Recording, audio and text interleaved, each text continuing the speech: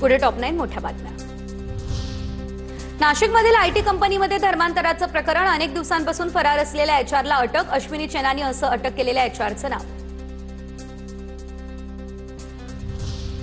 नाशिकच्या सातपूरमधील सेक्स स्कॅन्डलमधील आरोपीला आज कोर्टात हजर केलं जाणार। आरोपी रवींद्र एरंडेची पोलीस कोठडी संपत असल्यानं कोर्टात हजर केलं जाईल। अनेक महिलांचं लैंगिक शोषण केल्याचे 121 व्हिडिओ देखील आढळून आले। धाराशिव जिल्हा शिवसेनेचे निरीक्षक उन्मेष पाटील यांच्यासमोर पक्षामधील गटबाजीचं आव्हान। बैठकीदरम्यान शिवसेनेतील विविध गटांमधील मतभेद उफाळून आले।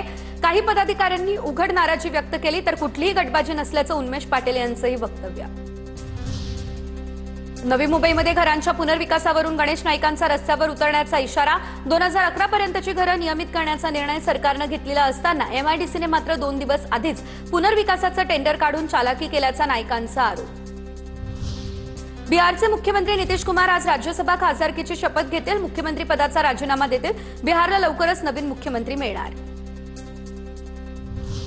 सिंधुदुर्ग या ठिकाणच्या मालवणमध्ये एलईडी मासेमारी विरोधात आज मच्छीमारांचा मोर्चा। माजी आमदार असलेले वैभव नाईक यांच्या नेतृत्वात एल्गार मोर्चा। नितेश राणेंचे हितसंबंध गुंतलेले असल्यानं एलईडी मासेमारीवर ठोस कारवाई होत नाही असा आरोप। नंदुरबार जिल्ह्याला नवीन पालकमंत्री मिळून 25 दिवस उलटले, मात्र हसन मुश्रीफ अद्याप जिल्ह्याच्या दौऱ्यावर आलेले नाही। कोकांडेंच्या राजीनाम्यानंतर पालकमंत्री नाही, त्यामुळे विकास कामांना मोठी खीळ बसली। आता जिल्ह्याच्या विकासाला गती कधी मिळेल याकडे सर्वांचं लक्ष। 6 वर्षांपासून नंदुरबार काँग्रेस जिल्हाध्यक्षाविना काँग्रेसमध्ये अंतर्गत वाद, जिल्हाध्यक्षपद रिक्त अशी चर्चा। 6 वर्षांनंतर तरी काँग्रेसचा जिल्हाध्यक्ष मिळणार का याकडे सर्वांचं लक्ष। जिल्हाध्यक्ष नाही, त्यामुळे काँग्रेस संघटनात्मक मजबूत होत नाही अशी देखील माहिती। मालेगावात महापालिका प्रभाग 1 वर शिवसेना तर अन्य 3 प्रभागांवर इस्लाम पार्टीचा सभापती।